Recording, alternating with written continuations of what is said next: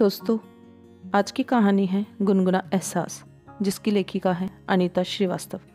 तो आइए सुनते हैं उन्हीं के द्वारा रचित ये कहानी गुनगुना एहसास। गुनगुनी धूप में बैठे बैठे उसे ठिठुरन पर गर्मी की वजह का एहसास होने लगा था। सूरज की तरफ पीठ फेरते हुए उसने अपने खुले दुले केशों को चेहरे के आगे कर लिया ताकि आंखों को ओट मिल सके। ऐसे ही जुल्फों की ओट में अपना मुकड़ा छुपाए उसे देखकर एक दिन सजल ने कहा था, मैं तो बचपन से मसूरी में हूँ, मगर ये जगह इतनी खूबसूरत पहले कभी नहीं थी। तुमने मसूरी को बदल के रख दिया। और अगर मैं ना आती तो? उसकी ओर देखे बगैर ही रिया ने कहा था।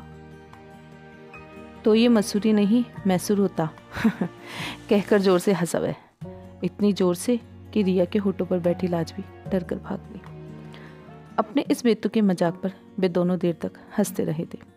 खाने में अपनी पसंद नापसंद पूछते बताते और इधर की उधर की बातें करते हुए वे एक दूसरे की भावना तक पहुंचने की कोशिश करते हैं। वो दोनों घंटे बातें करते थे। वे दिन कितने सुहाने थे। रिया ने सोचा नहीं था कि जिंदगी इस तरह बदल जाएगी। उसकी और सजल की मुलाकात मसूरी की सुंदर पहाड़ियों में हुई थी। किसी ने ठीक ही कहा है कि पहाड़ अपनी पनाह में आने वालों को अपनी ही तरह कभी न मिटने वाली स्मृतियाँ देते हैं। हरिद्वार से मसूरी के रास्ते में पड़ने वाले गंगापुर कस्बे में उसका मन बिल्कुल नहीं लगता था, लेकिन बुआ का घर था सो आना पड़ा। सच तो ये है कि एक बार सजल से मिलने के बाद वो बार बार उससे मिलने के बहाने ढूंढने लगी थी। भला हो कुमकुम का, जिसके साथ कोई ना कोई बहाना बनाकर बेचैन रिया टूरिस्ट बस में चढ़कर मसूरी पहुंच जाती थी। आज नहीं तो कल मुझे लौटना ही है, तुम मुझसे मिलने मत आया करो, रिया ने समझाया था, मगर सजल उसकी बातों का कोई असर नहीं था। उसे याद है उस दिन घना कोहरा था। बादल पर्वतों की नुकीली चोटी पर ऐसे पड़े थे जैसे जीना आंचल। वह दिन में ही निकली थी और अपने आप से वादा किया था कि आज सारा किस्सा खत्म करके ही दम लेगी। लेकिन पहाड़ों ने शाम को इस कदर पुकारा था कि शाम वक्त से पहले ही चली आई।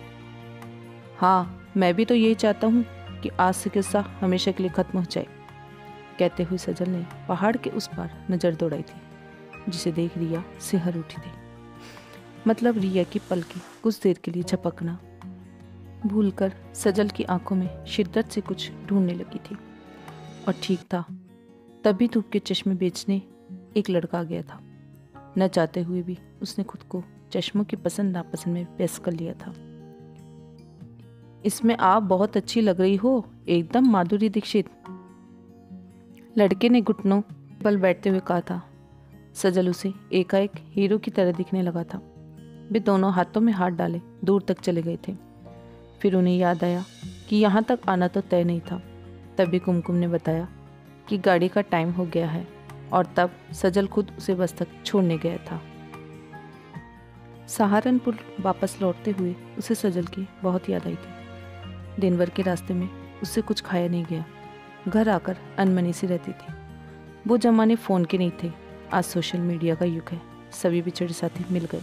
स्कूल, कॉलेज, ऑफिस और न जाने कौन कौन से व्हाट्सएप ग्रुप बने हैं, मगर सजल, वो तो किसी कैटेगरी में था ही नहीं।